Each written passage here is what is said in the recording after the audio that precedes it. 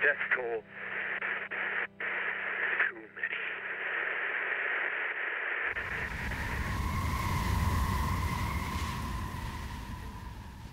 Hey, what's going on here?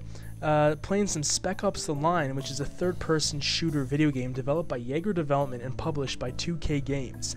The game follows Captain Martin Walker, voiced by Nolan North, whom we obviously all know, who's a well-reclaimed video game voice actor who's played on the Assassin's Creed series 1 through 3, playing Desmond Miles, and of course Uncharted, playing Nathan Drake.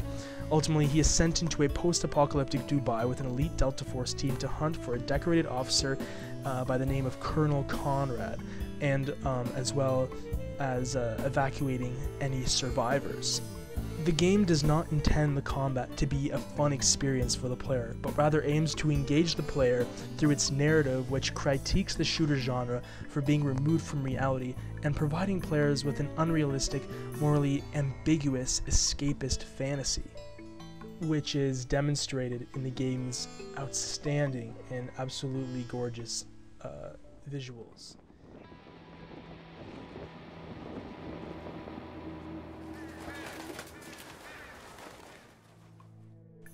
The lighting adds a tremendous amount of mood to the game and presents some absolutely breathtaking visuals. Dubai looks beautiful. It doesn't feel too gamey, if that's the best word, and how it was ultimately adapted for a video game type of style. Very stylized yet tone-appropriate visual representation, which is what the game aimed for.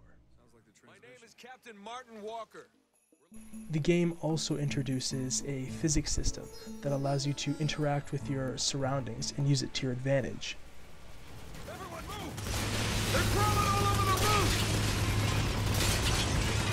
Check it down! Who's next?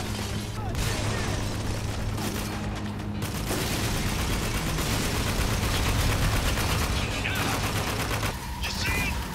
Fuck! Take him out! Ain't gonna see another way in! There's definitely a visceral energy in the battles. Spec Ops certainly doesn't hold back in the violence department, but the battles never feel like they're playing up the violence angle too much in the way that it's almost like an action porno.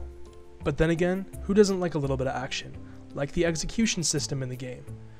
You know, never ceases to amuse me. Good! Lead the way! He's moving up!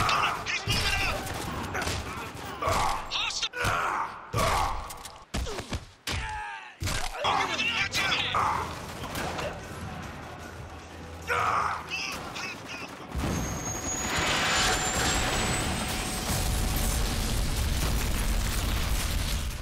However, Spec Ops: The Line presented me with a rather traditional gameplay offering that in some ways is the most polished thing out there. The controls feel fine and are responsive, but the cover mechanics feel clunky in a few ways when it comes to switching cover, and in general, the game has a slight warm-up period in which everything just needs to settle in.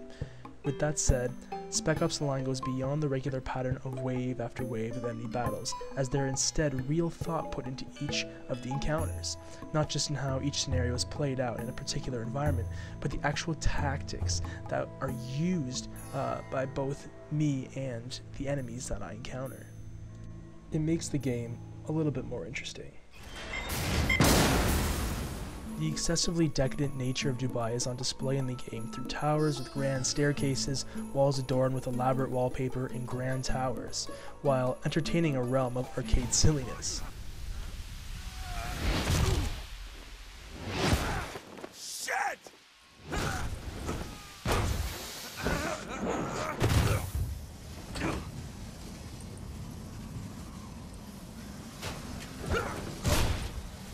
Son of a bitch!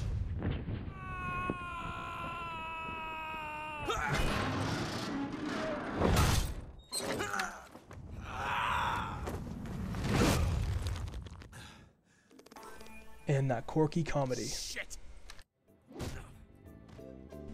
The action in the game is something that kept me enthralled, but without a doubt, the main centerpiece of the game is the story and the narrative, because it isn't disjointed and, more importantly, has an ending that is impactful.